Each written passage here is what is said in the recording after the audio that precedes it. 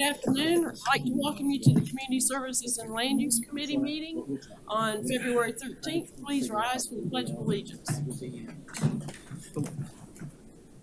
I pledge allegiance to the flag of the United States of America and to the republic for which it stands, one nation, under God, indivisible, with liberty and justice for all.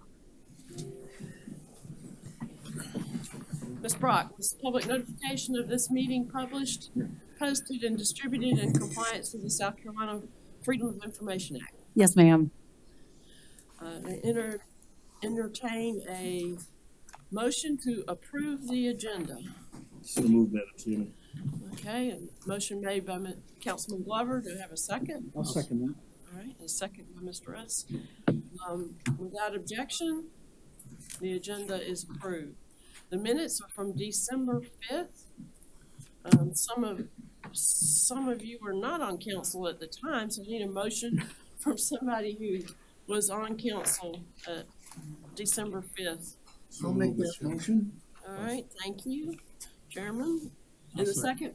All right, by Councilman Dawson. Without objection, the minutes from December 5th are approved. All right. Do we have any citizens' comments today? None? None on. Okay. All right. The first thing up is going to be Human Services Department, and we had some slides in our packet. And you're going to introduce this? Yes. Okay. Good afternoon, Madam Chair and committee members. Last year around Emily Ramirez, she was new to the team as the outreach specialist in the Human Services Department. I'd like to bring her back and just have her give an update on what she has done and what the department is working on. Has it been a whole year? Almost close to a year. Yes, yes, ma'am. Time flies. Welcome. Oh, you can't hear me? Oh, if anyone sees Miss Connie, I was wearing it. Okay. If anyone has been in leadership Beaufort with Connie Hiff, you'll know what I'm talking about. This year? Are you in it this year? Yes, ma'am. Okay, great. Thank you. Good afternoon.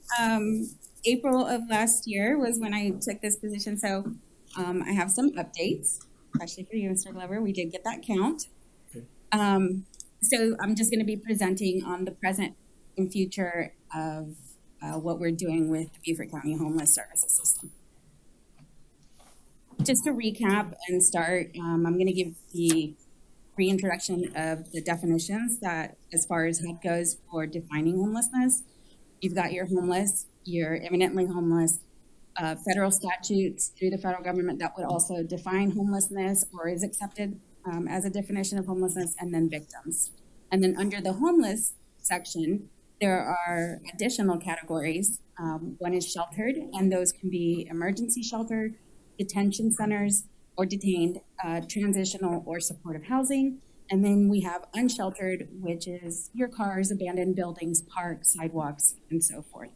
Mr. Ramirez, would you prefer we let you go through it and then questions at the end? Either way, however, if you prefer to ask questions, I'm prepared for either way.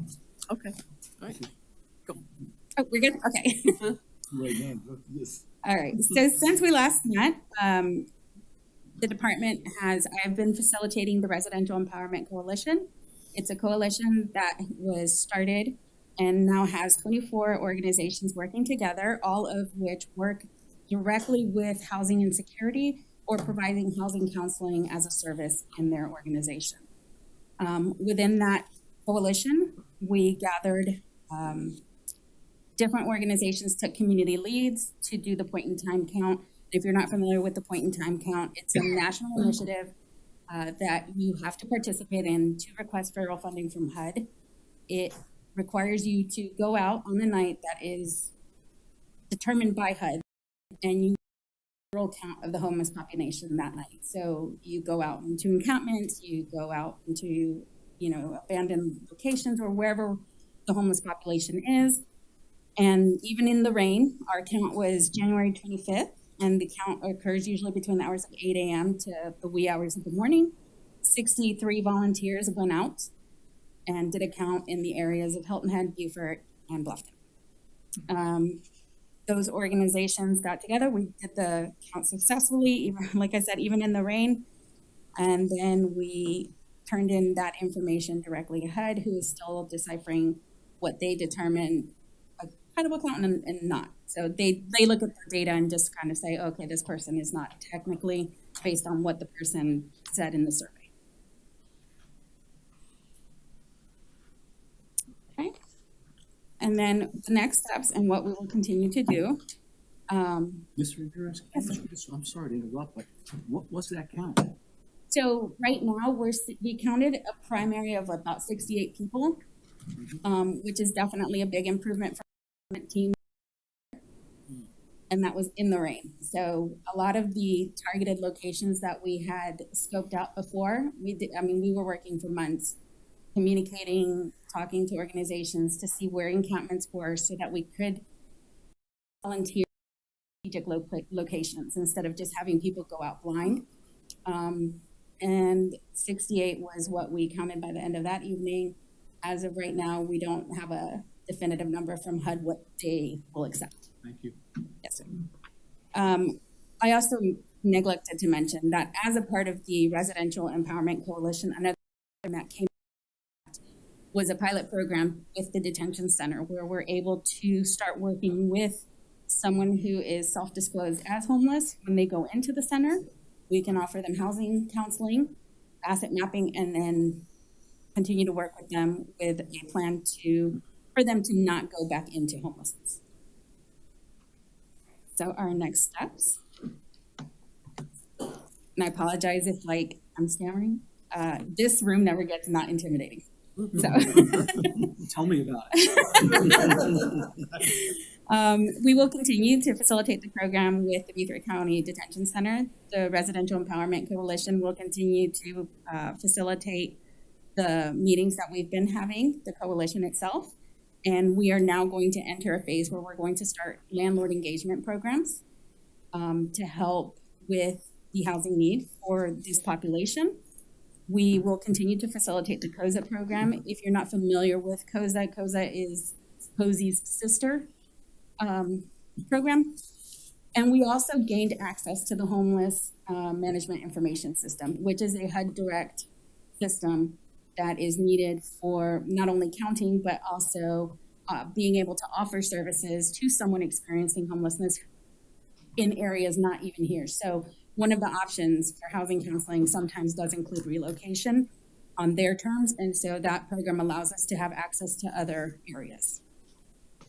So we will continue to do all of that and more. Our ultimate goal is what's called functional zero. And that's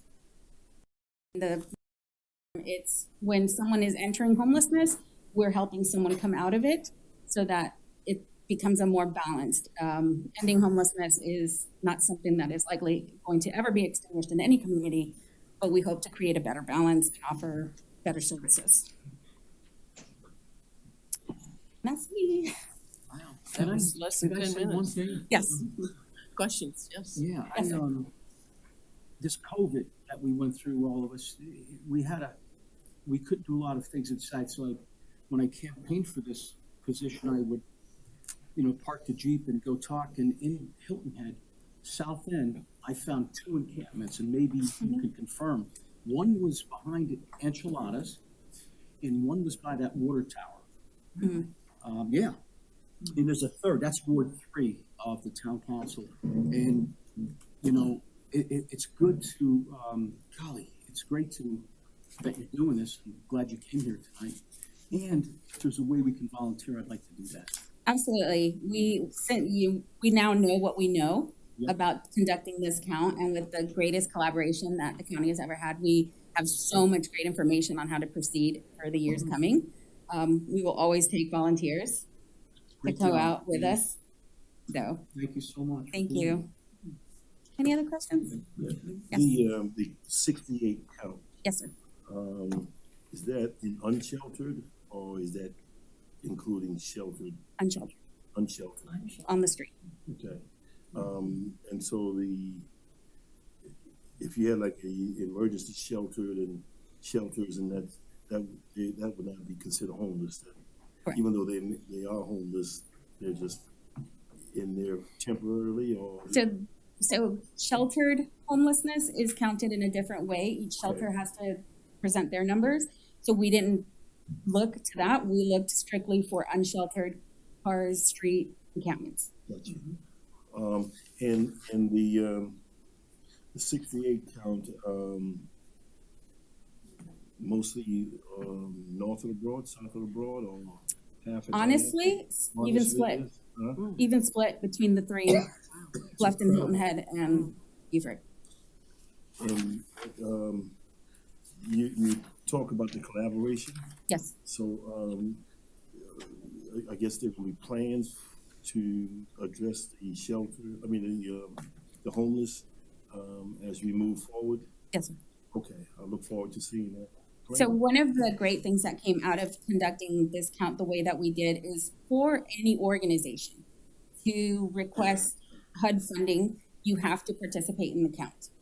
And you have to have been, so that is now going to open doors to these 24 organizations to have access to that because this data is shareable. Super. Yeah.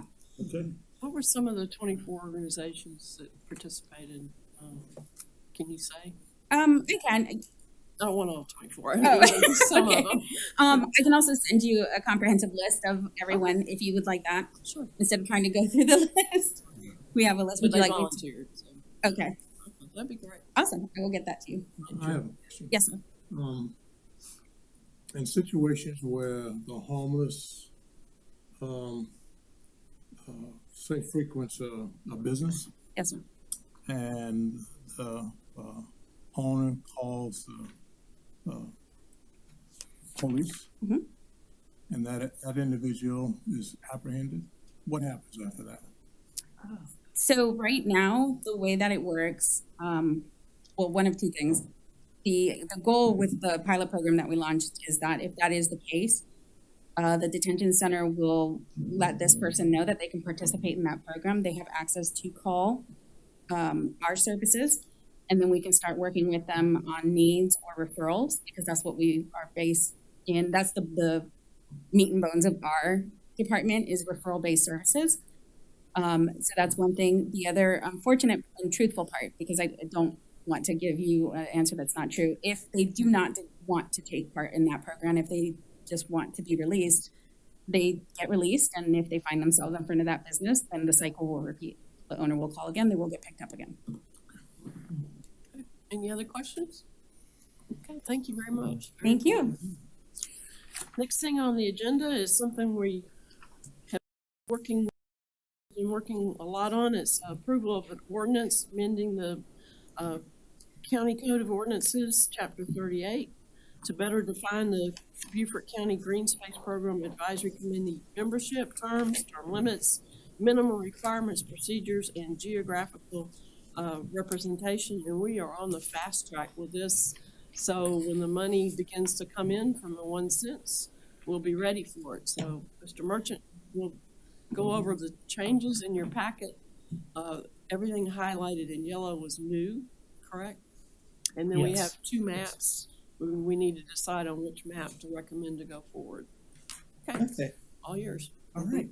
Well, I think you summed up the ordinance pretty well. It's kind of getting everything in place so that once this committee is appointed, they can, begin their business, so they have all the things that details about how they run or operate have been decided and put in the ordinance. So I'm just going to do a real quick run through. It addresses several things. One is that, we talked originally, the ordinance that was adopted back in October before the referendum talked about how terms would be staggered. And so this takes that a step further and talks about how it would be staggered. So the four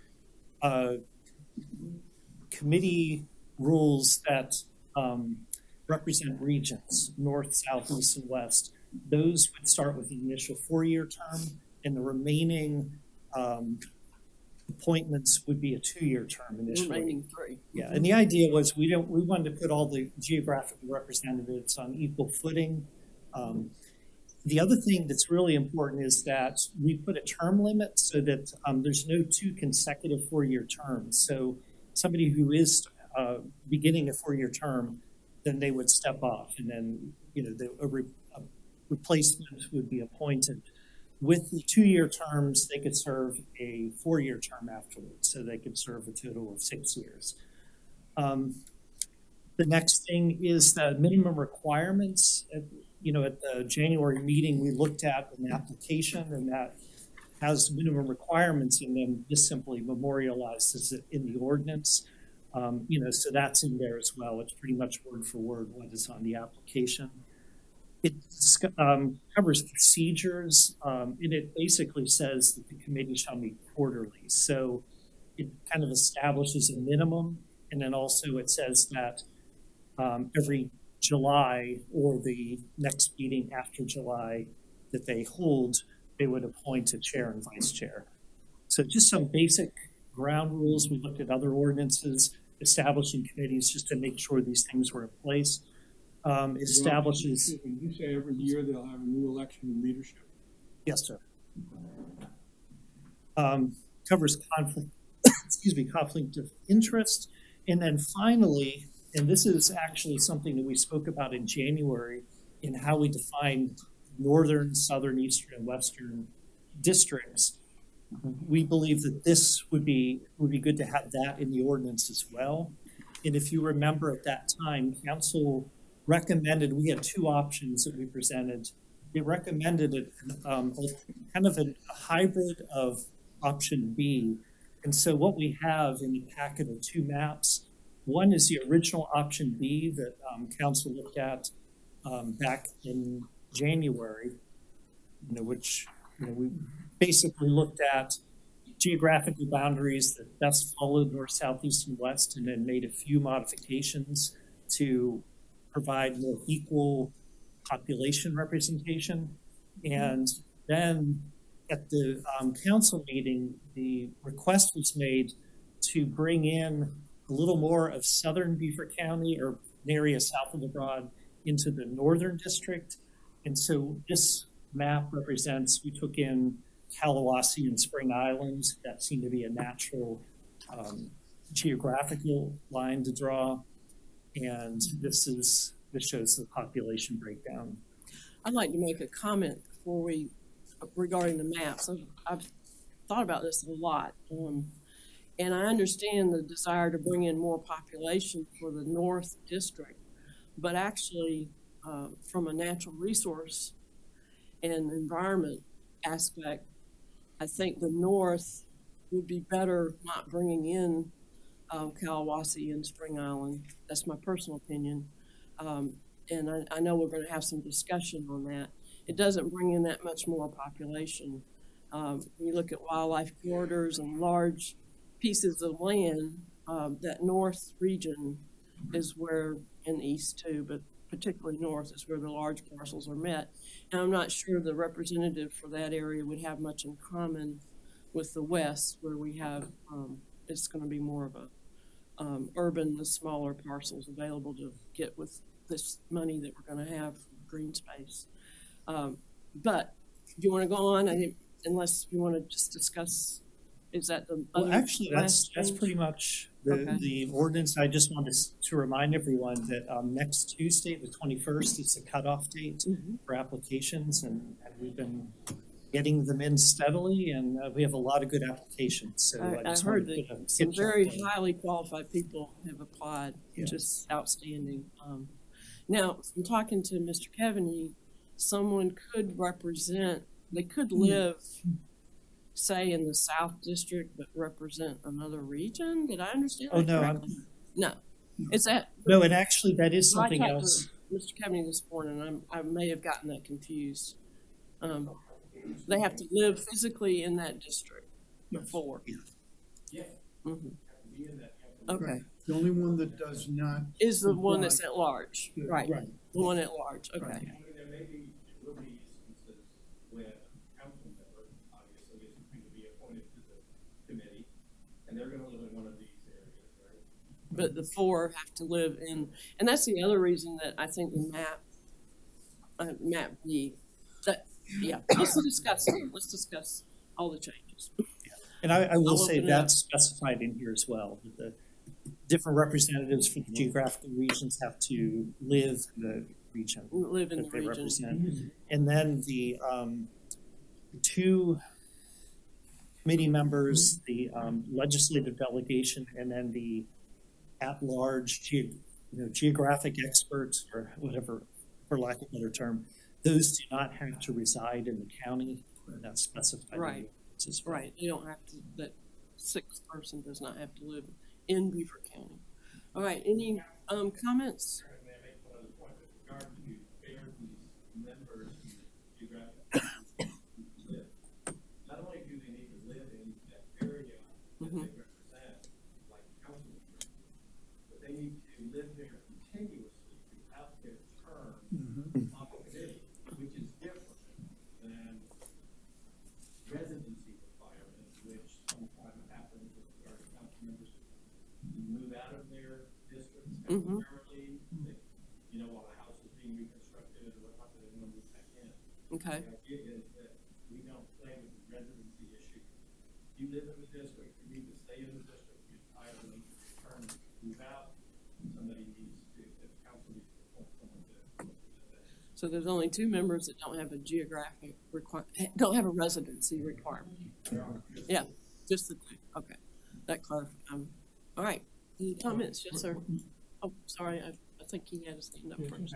Okay, I think I want to commend you for the outstanding job of putting together exactly what we believe we should be going forward with this ordinance.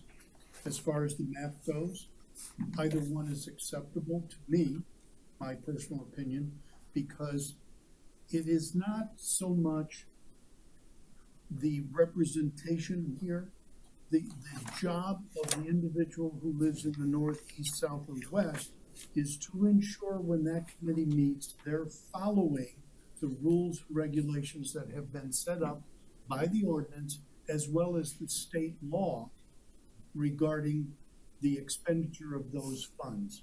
So it's not so much that they're going to pick and choose and say, this is the property that you should be going after. It's going to be the reverse, is you have brought us a piece of property, does it comply with the law?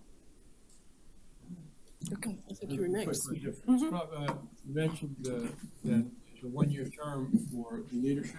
Is there a prohibition against a consecutive term for leadership? No, So they can be they could reelected be reappointed during the entirety of their term. the way it's written now. And the two people who do not have a county requirement to live are a member of the delegation. Was there another one? The at-large? And the geographic, the person knowledge of the geography of the county. And how will you deal with the member of county council? In terms of leadership or in terms of how they're appointed? You get Doesn't matter where they live. no, Yeah. just one council member. And how long is their term? Their term is initially 2 years and they could serve an additional 4 years after that. They could. Until they don't no longer on county council, right? Well, that too. Good. Okay, thank you. Question? Yeah, Madam Chairman. Yes. Yeah, thank you. Well, I'm like Joe. I don't care either one, but I do different from Ms. Howell that Kalawasi is sort of like a transit. It's in between, and they do a lot of, particularly Spring Island, a lot of conservation area there on Spring Island. But you know, I can go either way as far as representation. Let me ask you this: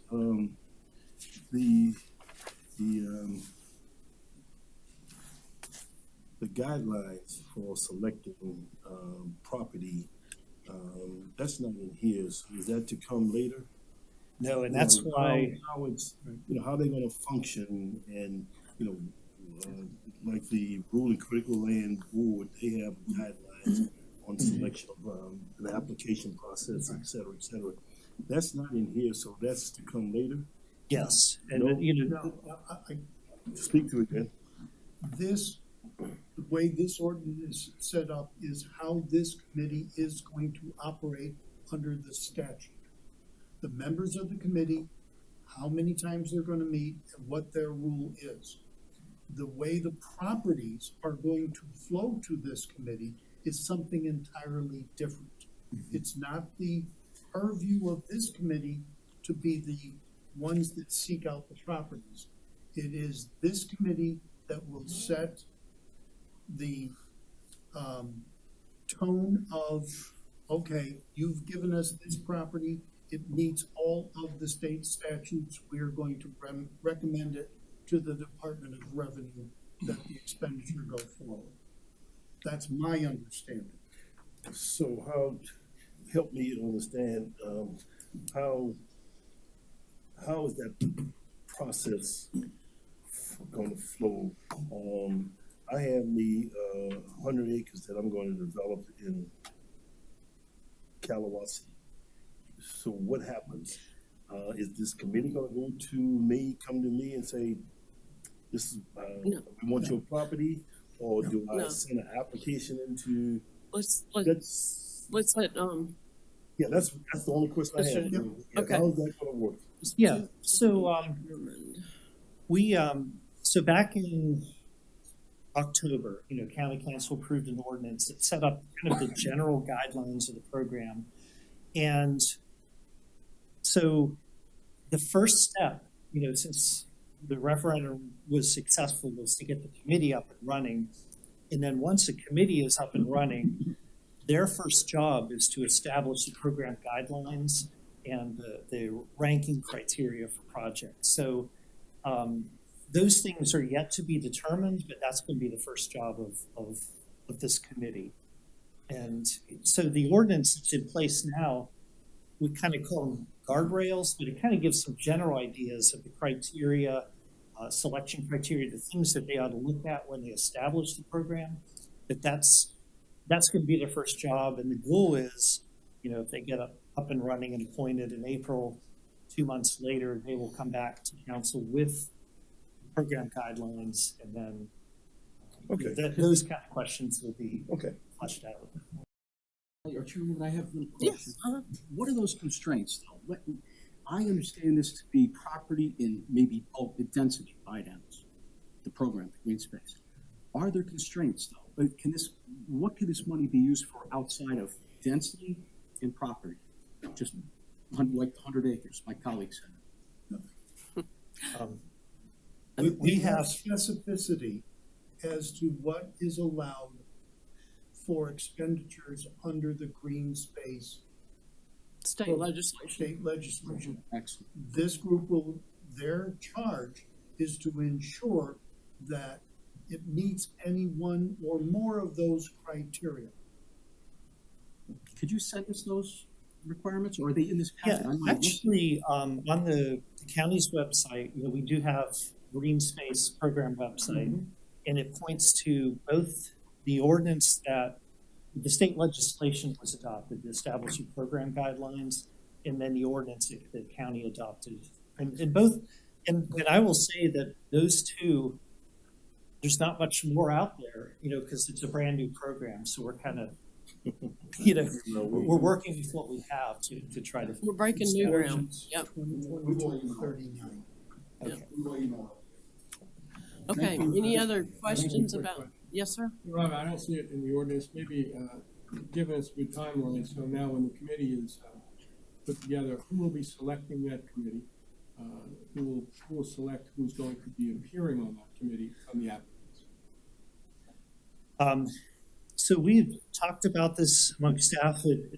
We had looked at having a committee, and Tom, if you want to help me out here, made up of staff and any representative of this committee who wants to help with the first, looking through the original or the existing stack of applications. And the goal was at that point to have them narrowed down to a smaller subset that would be interviewed, kind of in the same way of, screening for, hiring somebody. But Right. So we're all in uncharted territory with regard to the creation of this committee, but you'll recall some time ago when we talked about how these applications will be reviewed and the process that will be followed. The idea is that the applications will be reviewed by staff. They are available. Nobody is hiding any applications once the deadline is complete. And then the thought was that if there were volunteers from the Land Use Committee or volunteers from council who wanted to review these applications, talk to staff, talk to each other about them, they're free to do so, but eventually this committee would review them and make recommendations for each of the four regional folks, appointees, and that this committee or council would make recommendations with regard to the appointments of the other three, the legislative delegation member, county council member, and the member from who's knowledgeable about geography in general of the county. And the council would then eventually approve those appointees. You lost me there, Tom. Yeah. There's 7 people on this There committee. are 7 people. Yeah, who's selecting those 7 people to form that committee? Land Use Committee will make recommendations Community to Services Committee will make a recommendation. recommendation to County Council, which will do the appointment. County Council will do the appointing. Yes, sir. So, okay. For all 7. Madam Chair, Is- Do you have any? Did that answer your question, sir? I don't know. Okay, so I'll go back through it real quick. We're gonna compile all of the applications from each geographic location. We're going to go through those to make sure that they're complete, make sure everything is there and the minimum qualifications are met. We will bring that to committee. And if there are members of council that would like to help staff do that, that's great. If not, staff will do it. We'll bring all of them back to committee with our comments. Then the committee will make a recommendation to council, and then council will appoint all of the positions. All And- 7. And all Tell 7. me about the interview of the selected group, subgroup within the bigger group. So that's gonna come out of, yes, sir, that's gonna come out of this committee. Once this committee decides who they want to interview, they can interview all of them if they want to, right? Sure. Then that will be part of the vetting process that this committee does. And then all of that will lead to a recommendation for all 7 positions that will be made to council. And then council will make the determination of who gets the seats. But they're gonna recommend 7. 7, And the all council- 7. The council won't get the whole package, they'll just get the recommendations of the 7. Council will get everything. This, Okay, so This- that those recommendations can be altered based upon input from the deliberative body if they think someone else maybe should be on there and that one person shouldn't be. In other words, it doesn't have to come from the 7 recommendations of the committee. so, correct. Okay, that's good. Yes. I got it. Thank you. And the interviews will be public, of course. Sure. Yeah, okay. Madam Councilman Chair, Glover. I don't have a problem with what Mr. Atkinson has said, but I would personally like to involve myself, and I don't know whether you, Madam Chairman, because we're in the same district, and those names that come from that particular Sure. district. I want I to guess get, we I could. want to be a part of that. I don't want to be a part of the South and the West. All of that. But the East, I do want to be a part of that. So I don't know how you would work through all that, but I'd like to at least see those names for my district. In Sound- keeping, We'll in see. keeping with the current procedures, that's been set up this year, I don't have a problem with community services doing the interviews and looking at the committee names, but the recommendation for who's on the committee should really, the board should really come out of finance, administration, and true. economic development committee, Right. because they're doing all the boards and commission Okay, appointees. so we'll recommend to them. And You they'll- can recommend to finance, economic development, administration, and then they will make their final recommendation to the county council for you all to establish the committee. You see, Yeah, makes yeah. sense. So, and I don't want to overstep with this comment, but I know this is going to come up. Whoever wants to participate, provided we don't have a quorum, we could have a staff meeting to go through those. If we have a quorum and it is the will of council, Eric, correct me if I'm wrong, but we could actually do it publicly, if council so desires. So however you want to do it, we will accommodate it. It's not a problem. Any other questions? Councilman Dawson? Yes. I personally think we should do it publicly so that everybody will be involved in the process. The one thing that I would encourage you all not to do is turn it into a public comment session for entities that like to come in and speak about such things, to lobby you all for who should be on the committee versus other people. We do not want to embarrass anyone that's applied for the position by allowing outside entities to comment on who should be on the committee or not. So if that makes sense. The application process closed. That's a good question. Was it February the 21st? What day is it? 21st of February. Next Tuesday. Great, thank you. Yes, sir. Thanks, Joe. Oh, you're quite welcome. Yes, sir. How many applicants have you received thus far? I believe A 21. lot. 21 so far. 21. 21 Our administrator spoke to the Clemson Senior Leadership Group and got a lot of questions about this, so I think there's a lot of interest. I know many of us have gotten calls, so that's good. Yeah. That's great. And are all the applicants from a geographical area, I mean, well represented? I think they're all from your area. You're gonna be a busy man. No, I think we have a pretty diverse group of people and some really good applicants, so it's gonna be a tough choice, which is a good That's a problem good to have. thing. That's a good thing. I see Mark Larson online. Do you have any questions? I'm sorry, I ignored you. No? Okay. Sorry, no, I'm on mute, so no questions at all. Understand the process very well. Thank you. Welcome. All right. I think the only other question is which map left? Are we in agreement on all the other terms that are in this to pass it on to full council? Anyone want to change anything? I think they did an outstanding job with a brand new subject. Brand new thing, all right? Any comments on the map? I need a motion to adopt one of those maps. I'm gonna move that we adopt option B. Do I have a second? I'll second. Okay. Without objection, we'll adopt, option B for the map. Okay. All right, thank you. Next, anything else? Yes, sir. Yes, I would like to make the recommendation for item number 8 to be sent on to council. Oh, yes. I have a second. Second. A second by, Tom, Councilman Tom. All right, without objection, it will go forward tonight, correct? It'll be on the agenda. It's on there. All right. Thank you again. All right, number 9, recommend approval to undertake due diligence and discussions and negotiations regarding the Beaufort County School District Board in order to transfer the title of the Lobico Library to Beaufort County. And Mr. Atkinson's gonna talk about this, and we got pictures of it, if some of you. We do, they're in the been there. backup. So a little brief history. Hello again, afternoon. In discussions during the county council retreat last week, the topic of ARPA appropriations came up, and one of the line items was health and wellness. And we talked about the senior wellness centers that staff is working on identifying a location, 2 locations, one on St. Helena and one out in the Lobico area, to provide services and to build that facility with those ARPA funds. After a great deal of discussion internally with staff, we have come up with the idea that co-locating these with our libraries would be the most bang for the buck. It's a very convenient location, very accessible.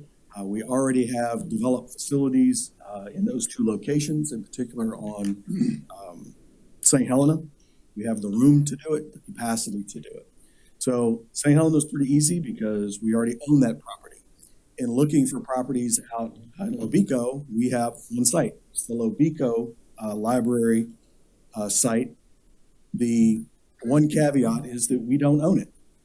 It is owned by the school district.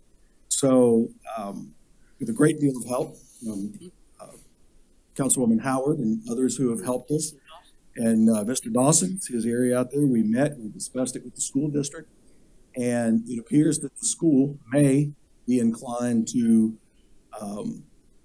the property, I'll do air quotes, at no expense but I want to put a caveat that expense means with no cash changing hands.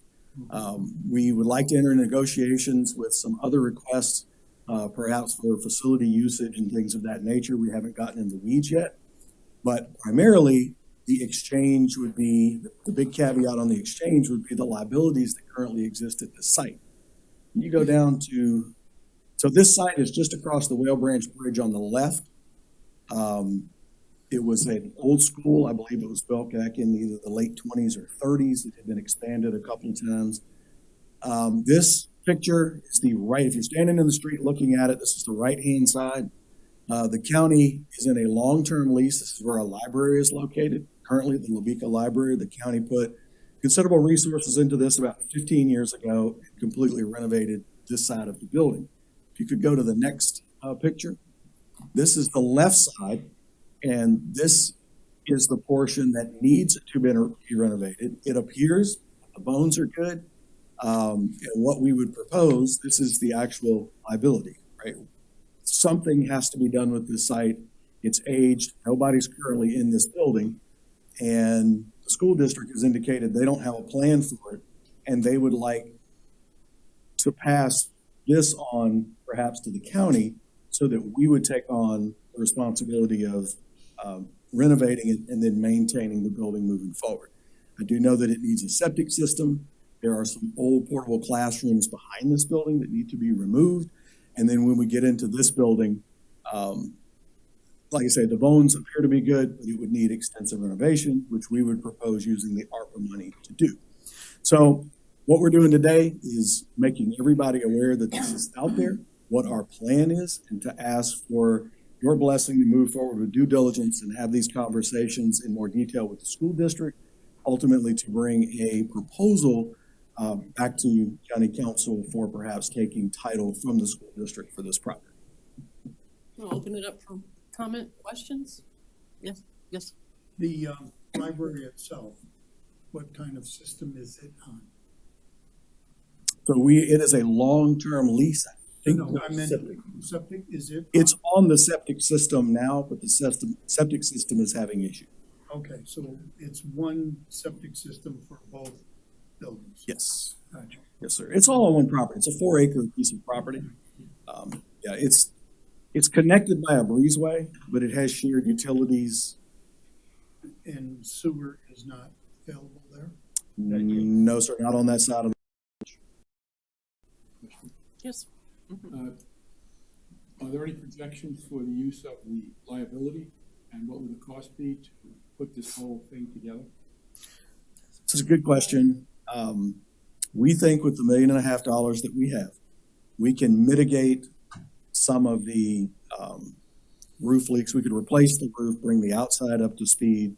I believe there is some asbestos in the building. We would have that removed, and we should have, because we don't know the extent once we get into it, how much that's going to cost. We should have enough to prep the inside and renovate at least a portion. This is probably 4,000 square feet, maybe. Liability size 4,000? Yes, sir. So it's a pretty big building. Our intent was we would get the outside done, prep the inside, and then petition off in the side that's closest to the library. We would move forward with renovating that first. And we think we can get the large majority of that done with the $1.5 million we have. Or if additional monies are appropriated, we would do all of it. But I don't have an exact number of what it would cost to renovate the entire building. The goal is to incorporate all of that into the existing library, make that the whole building library. So this would be a senior wellness center. Our senior program would move in here. We would provide community space for a number of different activities for the community to do. And in relation to the ARPA money, it has to be used for health and wellness. So our plan would be to do health and wellness programming for our seniors to a degree that qualifies under ARPA, so that we don't run afoul on the expenditures of those money, which we already do. We provide food, we do exercise classes, we do all of this now, but we're in multiple locations and we would consolidate those into this building. What happens to the library? The library stays right where it's at. Nothing moves, you're just gonna have a different use for this side of the facility. Yes, sir. Councilman Dawson, you Chuck, then. Chuck, if I might follow up on Larry's question, what's gonna happen to the library? The library is a relatively small, library now. And I think from our discussion and our intent is that in the phase of renovation, we're going to expand that library into a portion of that new building. Is that not where we're headed? To expand the library, to make it larger than what it is? So when we talk about expanding the library, that can take on a lot of different looks. We do not anticipate moving books and shelving and stuff like that into the library, but the library is there. They have staff that could help us manage the health and wellness facility. And they would have meeting space. We would have some office space in there, perhaps that medical folks, nonprofits could use. There would be a small kitchenette for different events. So much as the library manages any space like that, kind of like what we have already, the smaller space that we meet in for county council meetings at St. Helena, this would have the same feel, but the programming would be specific for health and wellness for our seniors, but it would be part of the library. Well, I'm confused, because the discussion that we had, it was relevant that the library would be expanded into this building, a portion of it, so that we have more space provided for library services. The current space and the footprint that the library is on now is relatively small, and it does not meet the needs of the community as far as the library providing the services as it does some other areas.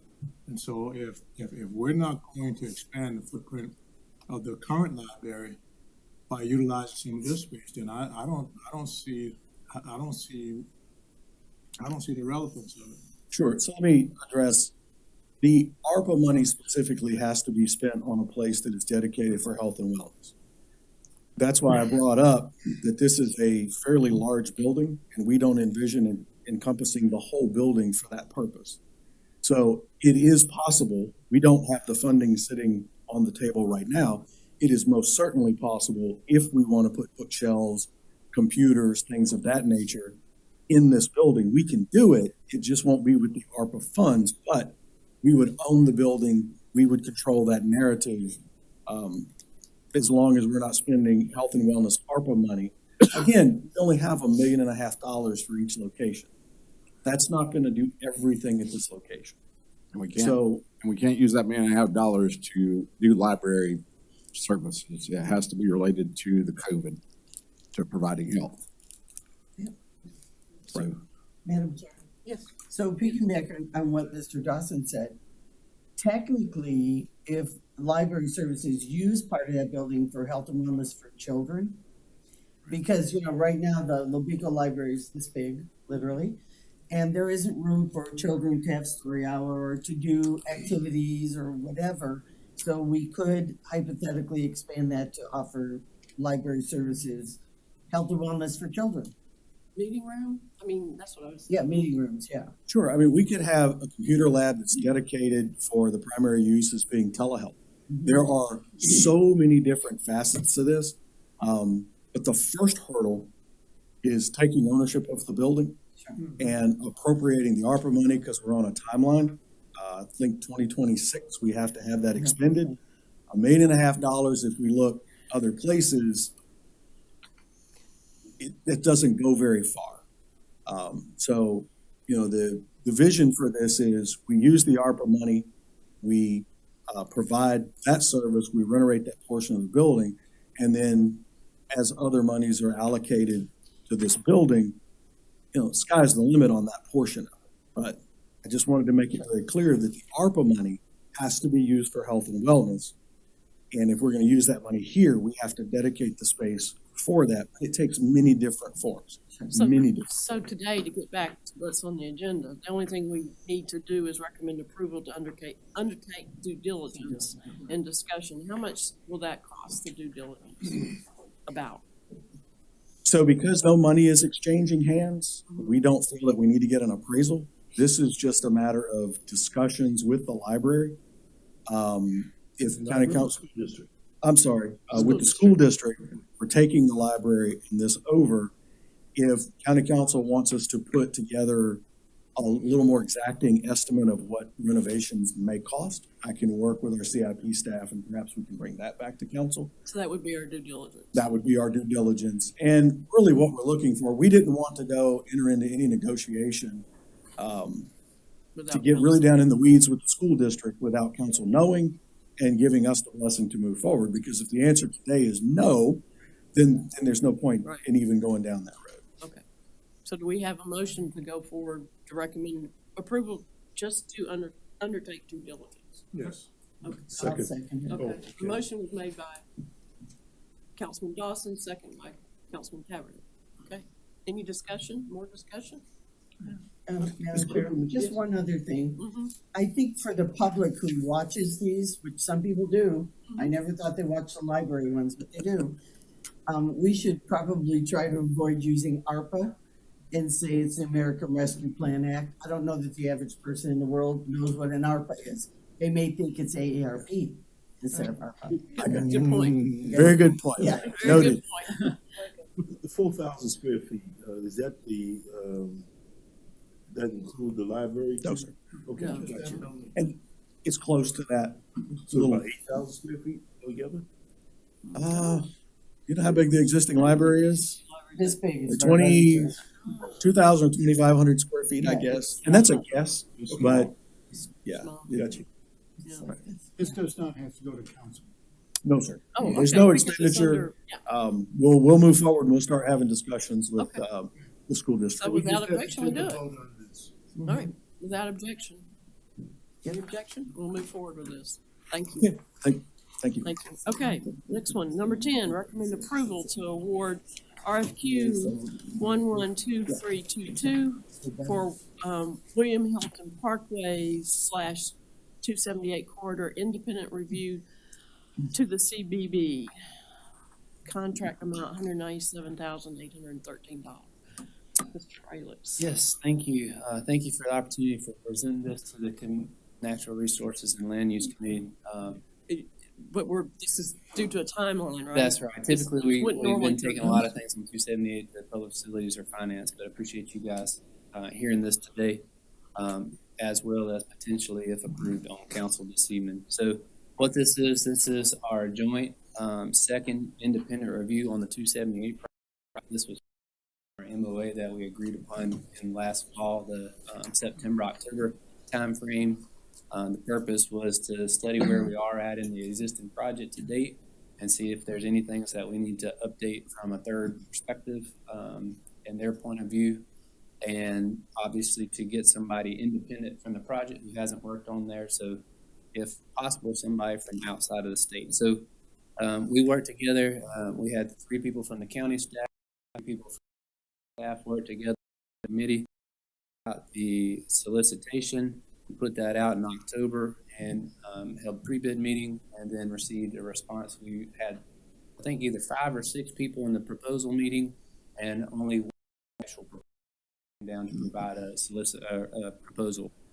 That company was CBB, so we went through our normal ranking and process and review process as normal, and they were very qualified. They're a firm out of Missouri. They specialize transportation and traffic. They've done similar independent reviews on various other projects. They've done a host of transportation design, traffic design, intelligent transportation system, adaptive signals. So everything that we in the scope was a checkbox.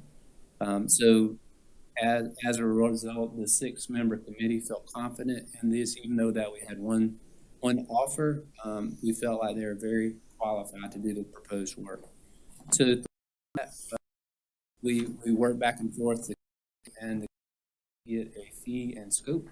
And we've had a couple of different meetings with the group and came up with a contract amount of $179,830. We put a 10% contingency on there, as we normally do with all of our contracts, for a total contract amount of $197,813.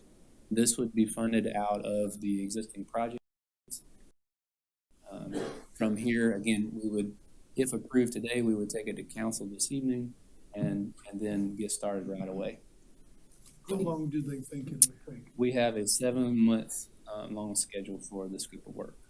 And how will that affect the timeline for the FONSI, the application to the Federal Highway Administration, and any other entity that requires approval? Yep, so we, as agreed upon in the MOA with Hilton Head, said that we would work this up concurrently with any submittal to Federal Highway for our FONSI approval.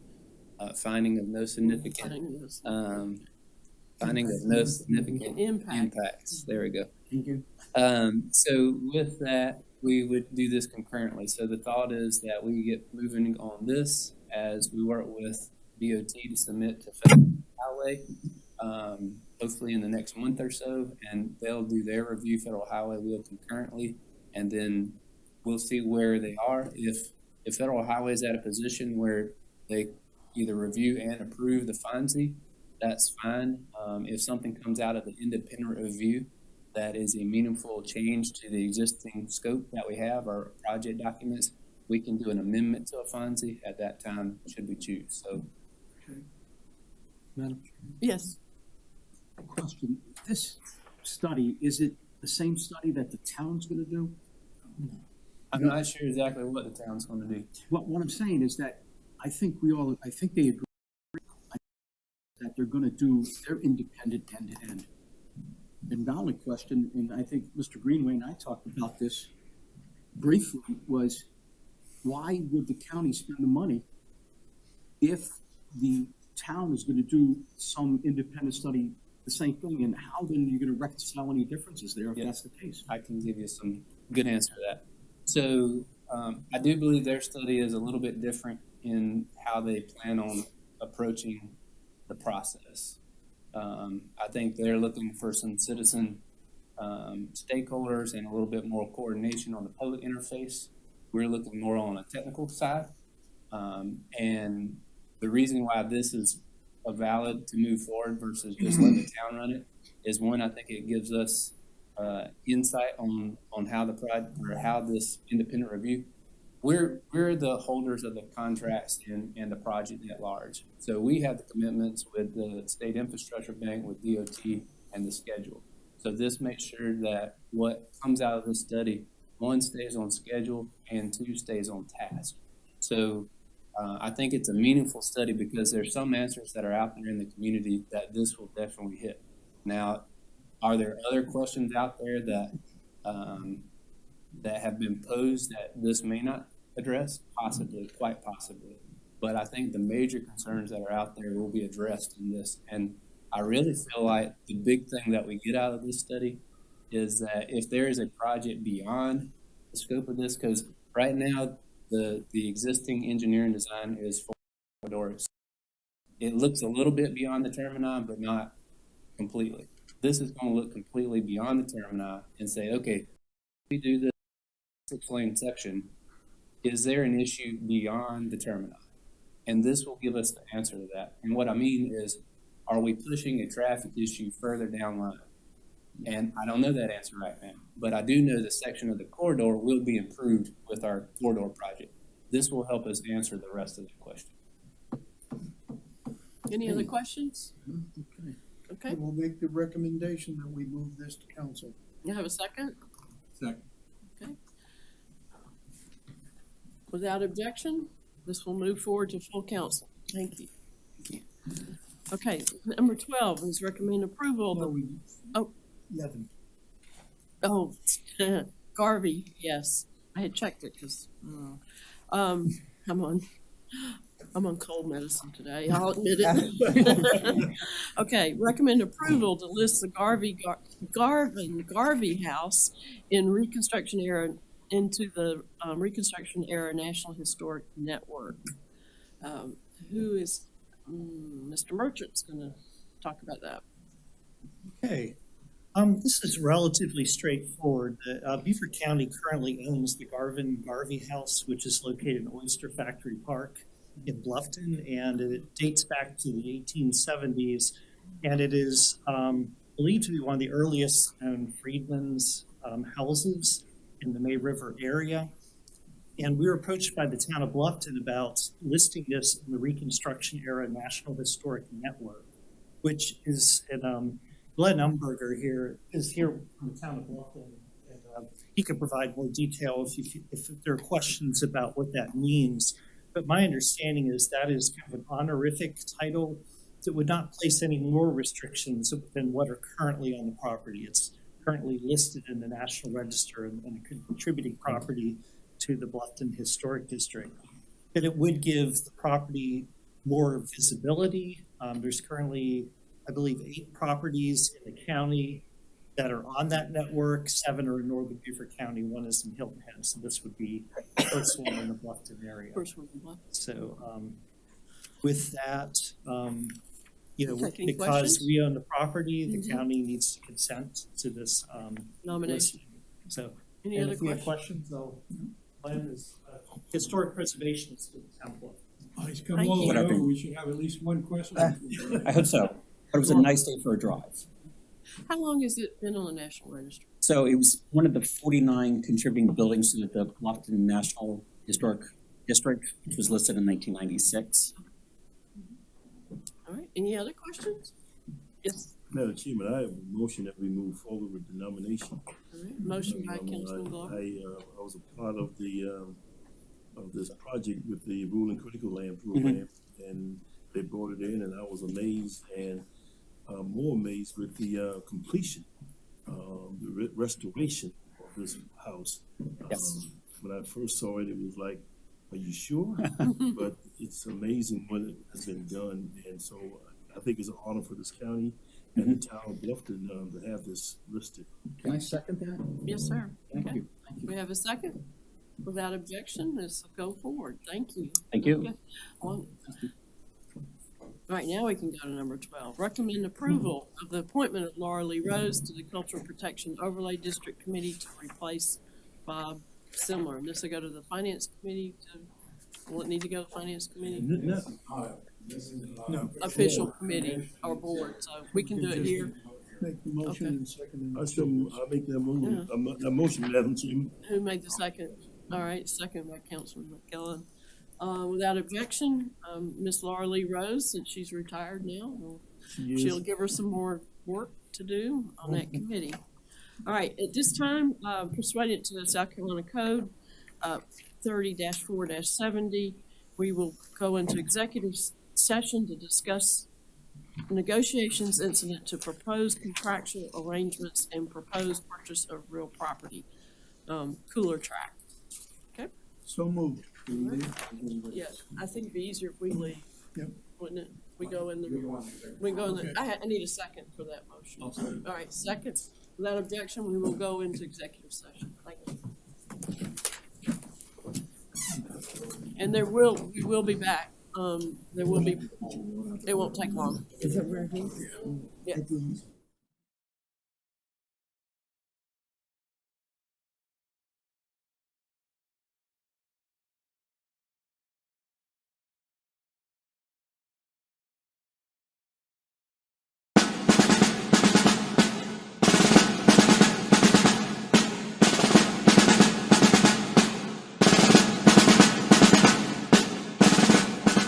Fort Fremont closes out a 350-year legacy of coastal fortifications in Port Royal Sound, beginning in the mid-16th century. It also represents the closing chapter of America's coastal defense system before the dawn of air power. Fort Fremont is an example of the most advanced military technology of its time. It would parallel the B-17 and aircraft carrier of World War II, the F-35 of today. Fort Fremont was an important part of the Beaufort culture, very similar to Parris Island and the Marine Corps Air Base today. In 1525, the Spaniards named this sound and this harbor Santa Elena. They called the navigational point La Punta de Santa Elena, the point of Santa Elena. And what the Spanish explorers discovered is that Port Royal Sound is a unique piece of geography. It's the deepest natural harbor south of the Chesapeake Bay, possibly south of New York. The channel into Port Royal Sound, this I find a remarkable geological fact. The channel has not changed for 500 years. There's no inlet on the southern coast that hasn't shifted entirely in 500 years, except Port Royal Sound. There's something geologically different, or one might say magical, about Port Royal Sound. So Spanish sailors, being the best in the world in their time, found this place very early, knew that for the Spanish explorations of the American Southeast, this would be the entrada, the entrance. And so they built a city across the river, across the sound from where we are on Parris Island. It became the first capital of Florida. And they explored the backcountry from this location for more than a century, with the object of building a highway from this magnificent harbor to Mexico City. So the Sound was known to the Spaniards. It was known to the French, who actually got here first and created the first Protestant colony in the New World on Parris Island over my shoulder. And that colony was a failure. The Spaniards replaced them. It was part of Spanish Florida when the English arrived 150 years later. And this became, as a consequence, a battleground in the 18th century between Spanish interests in Florida and St. Augustine and the English colony in Carolina and in Charleston. And back and forth these wars went, many of them naval wars, many of them employing, as all the sailors knew by then, the magic of Port Royal Sound. When the Civil War came, Confederates defended the harbor, but it was basically indefensible against large naval forces. So the U.S. Navy made it their principal target during the beginning of the Civil War and sent the largest flotilla of ships assembled by the United States Navy in the 19th century into Port Royal Sound on November 7th, 1861. In a 4-hour cannonade, which would have been deafening from where we're sitting, was heard for miles from Savannah nearly to Charleston. It was called the Day of the Big Gun Shoot. During the Civil War, this harbor that we're looking at was filled with ships. There would be hundreds of ships in this harbor. There was a 1,000-foot dock with a railroad on top off of Hilton Head. The military installation was mammoth. There were 13,000 U.S. soldiers on Hilton Head, which we're looking at. The largest population on Hilton Head until 1974. So this was a major U.S. government installation in the heart of the South. It was the headquarters of the U.S. Army Department of the South, but more importantly, it was the headquarters of the United States Navy South Atlantic Blockading Squadron. So the biggest ships in the Navy were here. And so it became, and that's really where the story of Fort Fremont starts, with that huge Civil War military operations and installations on Hilton Head, on St. Helena Island, on Parris Island, and in Beaufort.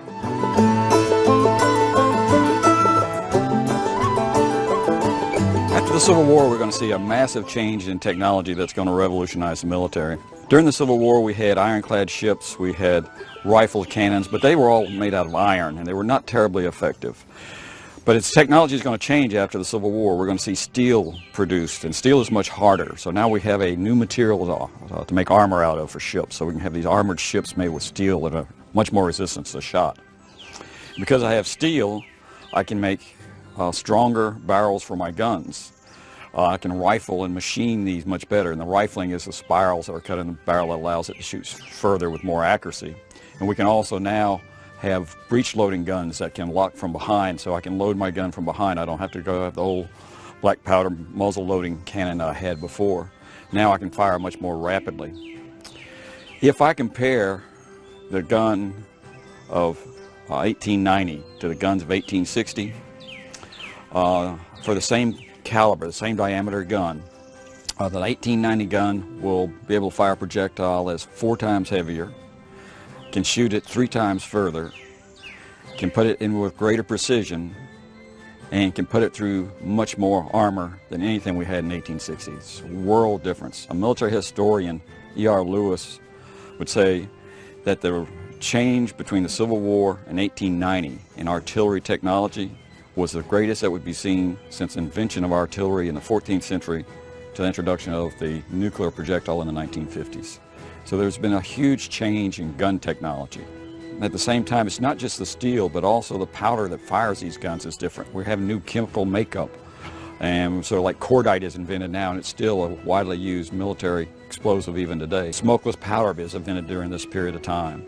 And it's not just chemical composition, but it's the details of how you make the grain, how fast they burn. So much like the skill of firing a solid rocket, solid fuel rocket, it's that same kind of technology that's been developed in these gunpowder and this new powder.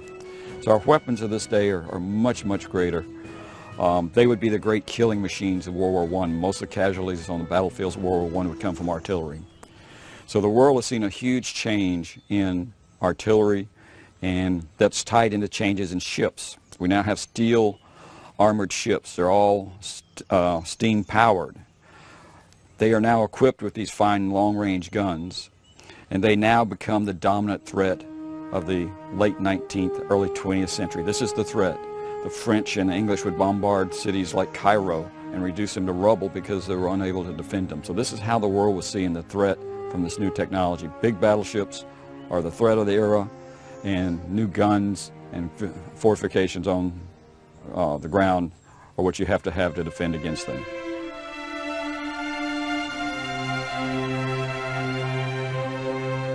One of the most important and first things that happened after the Civil War is they built a railroad to Port Royal Sound, which didn't exist.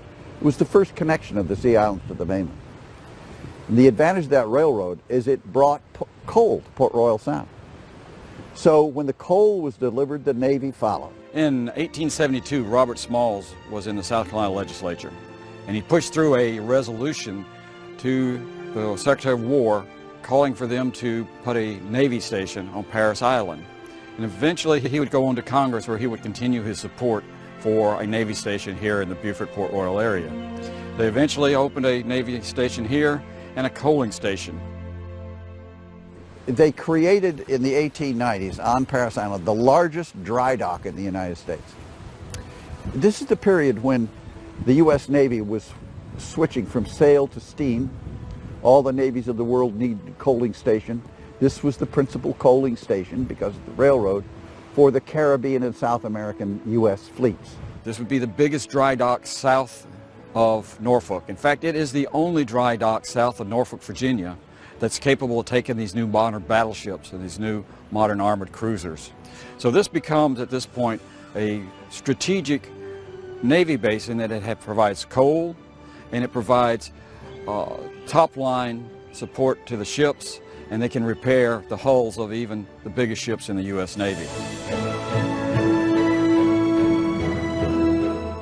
Following the Civil War, national strategy and emphasis in the United States shifted to recovery from war, and all of our coastal fortifications went into neglect. The military was busy taming the West, and coastal defenses became something that was no longer important. In the rest of the world, technology is moving forward, and they're developing these battleships, they're developing new high-quality artillery, and this is going on worldwide. And in 1885, President Grover Cleveland appointed Endicott Board. This was headed by Secretary of War Endicott, William Endicott, and the board would meet and issue a report in 1886, and they said that the conditions of our coastal defenses were just unbearable. They cannot be allowed to stay like that. And they made recommendations for fortification and improvements. They identified 29 places that needed fortifications, and 11 of which were critical. In that list of 29, Savannah and Charleston are on the list, but Beaufort is not on the list. It'll take international events to bring Beaufort into the play of modern fort technology.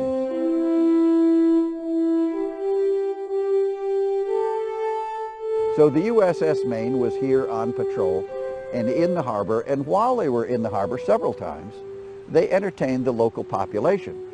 So the merchants and the social leaders and the political leaders of Beaufort were invited to come have lunch with the captain of the ship, Captain Sigsbee. And the officers got to know the people got to know the officers. The crew, which was large, would go ashore on payday and make friends with everybody in town. So it was a very social arrangement between the towns, Port Royal and Beaufort, and the ship. So the Maine left here, it went and reprovisioned, it refueled in Key West, and then went the 90 miles across to Havana into the harbor and blew up.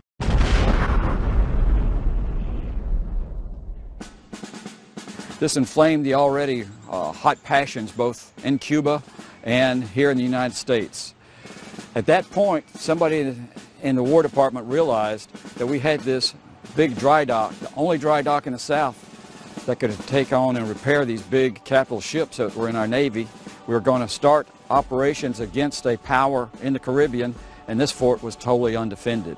And that's what put Fort Fremont on the map. We had to have a fort here to defend the coaling station and especially this big dry dock, as well as this fine harbor that's here. And of course, that event, which killed 300 or more sailors on the ship, was very much followed by the local news media and very much lamented by the many friends that the crew had made here.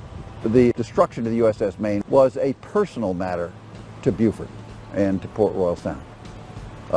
And of course, it was the Spanish-American War and the attempt to defend this harbor again, which led to the creation of Fort Fremont. The United States declared war on Spain in April 1898. And by early May, we had temporary batteries in place here, submarine mines were in place, and in the summer they would actually place the mines across the Beaufort River behind me. The temporary batteries were a temporary expedient. They were located to my left about 1,000 yards. They immediately began construction of what would become Fort Fremont. The large batteries would house the large guns. Battery 4 Nance, the rapid-fire guns, the smaller battery was completed by June of 1898. In 1898, everybody in town went to war. They had a naval militia unit, South Carolina Naval Militia Unit, and they were absorbed by the Navy.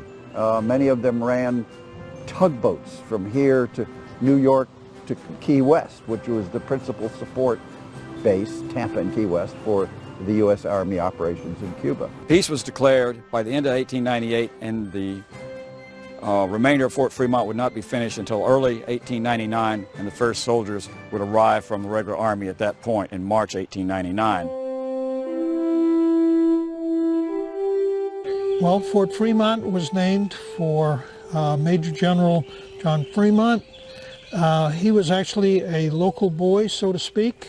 He was born and grew up in Savannah, Georgia, just south of us, and went to college in the College of Charleston, up just north of us in Charleston.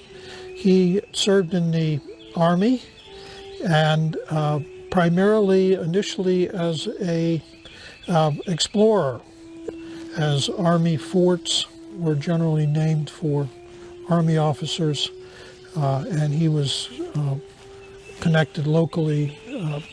This is more than likely why the fort was named for him. The fort was constructed on a site directly across the river from the Parris Island Naval Station. And the site selected was 170 acres, which included the two artillery batteries. Fort Fremont, of course, had Battery Fornes and Battery Jessup. But then adjacent to the battery site was an administrative quadrangle, a very typical military-type administrative square. We are sitting in the number 3 gun position of a 3-gun battery, Battery Jessup, which had 3 10-inch disappearing carriage, large caliber guns, breech-loading guns. Their purpose was to engage the warships that might be entering the harbor and Port Royal Sound. We're here now at the 2nd battery that was part of Fort Fremont. This is Battery 4 Nance, was named for Army officer that was actually killed during the Spanish-American War during the Battle of San Juan Hill. Battery 4 Nance mounted 2 British-made 4.72-inch Armstrong quick-fire guns They were called quick fire because they were loaded with a complete cartridge, and in time of action, they could fire 4 to 6 rounds per minute.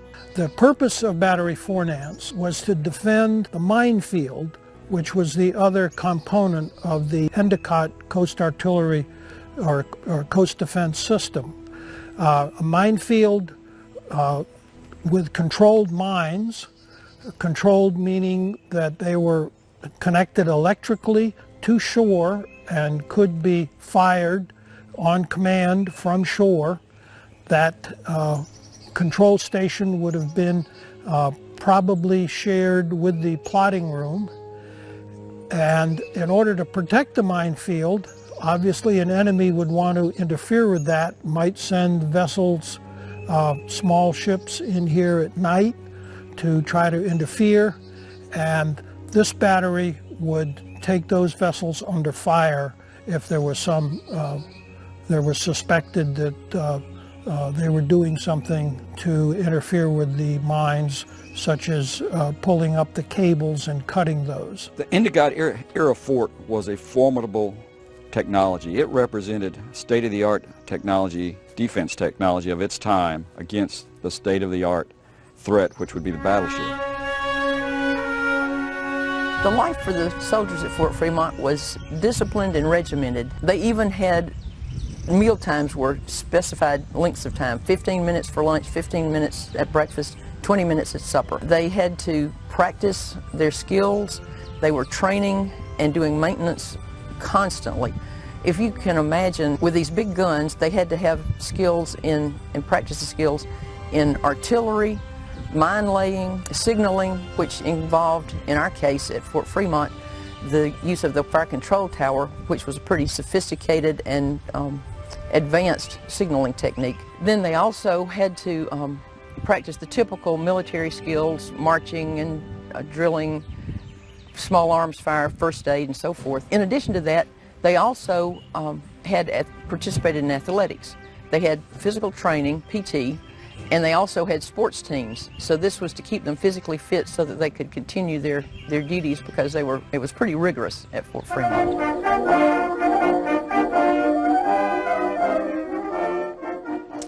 When eventually the decision was made to move the dry dock and the coaling station and the Navy station up to Charleston, then this fort no longer became significant. There was nothing left here that was to be protected. And at that point, 1911, the last troops were transferred out and the fort was closed. In 1901, the mayor of Charleston and the United States Senator Pitchfork Ben Tillman from South Carolina wanted this to move from Beaufort County to Charleston County, because there are more votes in Charleston County, and the mayor wanted the U.S. Corps of Engineers and the Navy to dredge the harbor in Charleston, because battleships in those days required 26 feet of water.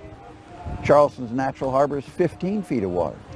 Port Royal is 30 feet of water. In order for Charleston to sustain its port, its commercial port, it had to dredge the harbor. Well, if they could get the Navy up there, they get the Corps of Engineers to dredge the harbor. That was the play. And the play for Pitchfork Ben Tillman, the U.S. Senator in 1900, was that he'd get a whole lot more votes from the largest city in South Carolina. So it was a political, commercial operation, and they moved the nation, and it was done, boom, like that. The fort did its job. It was a deterrent for anybody that wished to attack these. It provided protection. In fact, the whole Endicott system, although never challenged in this era here in the United States, provided some 300 major guns, coastal guns, to protect major areas, and left the United States at the beginning of the 20th century with as well-defended coastline as any place in the world. I would just like to say that it's a magnificent artifact of an era. And it's an era that has been neglected. The turn of the 20th century, the naval station across the river here. And so it's a piece of history that's disappearing, and the Friends of Fort Fremont and Beaufort County have preserved it for the use of the public and as a memorial to that moment in history. Fort Fremont closes a 350-year story of homeland security addressing European imperialism in the 19th century. It's a tale of how geography, technology, and national security creates a transition for America to become a global power. It's also a wonderful snapshot of America in the beginning of the 20th century. The Friends of Fort Fremont and Beaufort County have a valued partnership working in tandem to preserve the fort's integrity and promote the historical, natural, and cultural aspects of the fort. Most important, we are always looking for creative ways to enhance the visitor experience.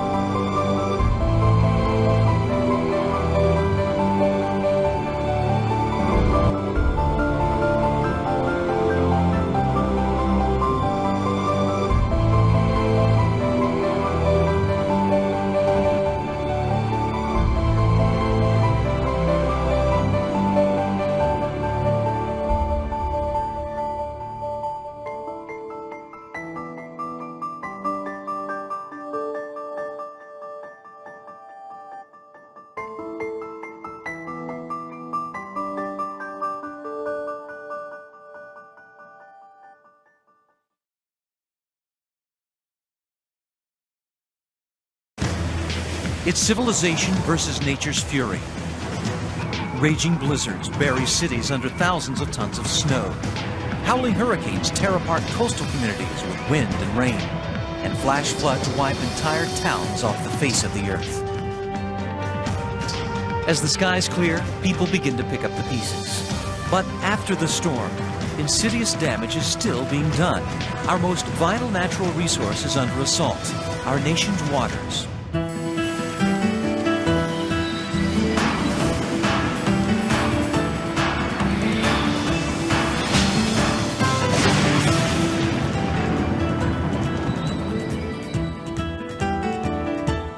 We're at the Chattahoochee Nature Center, and we're trying to find out what a watershed is.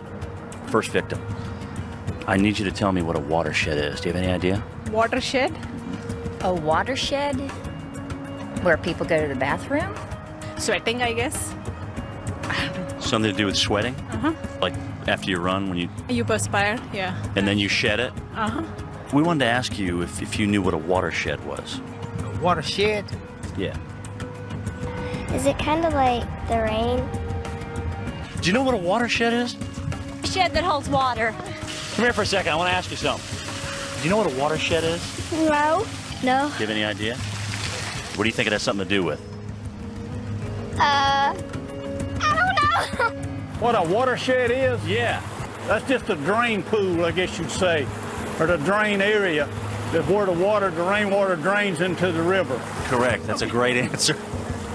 A watershed is that area of land that drains to a body of water, be that if it's a river, a stream, the ocean, an estuary, a bay. Wherever you live drains to some water body, and you live in a watershed. So everyone lives in a watershed. And in this modern industrial age, our water sources are becoming more contaminated with each passing year. The biggest water quality problem that we have in the nation today is polluted runoff.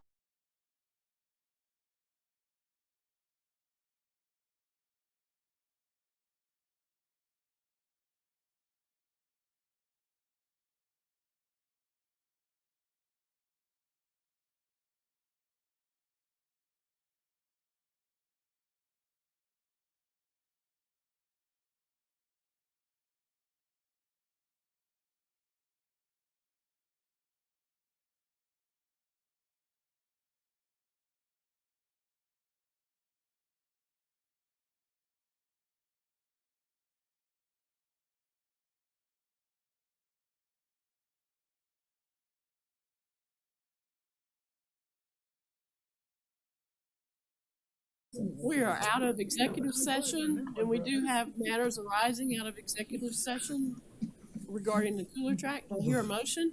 Yes, Madam Chairman, I would move the following motion. I move that we forward to council a recommendation for a first reading of an ordinance authorizing the county administrator to execute the necessary documents and provide funding for the purchase of real property located at 1230 North Okatee Highway, commonly known as the cooler track, for the purpose of consolidating county sheriff facilities and operations to this property and for other first responder facilities as desired. Do I have a second? I'll second it. A second by Councilman Tabernick. Without objection, this will go forward and approve. All right. This meeting is adjourned. The next meeting is at 5 o'clock. Thank you.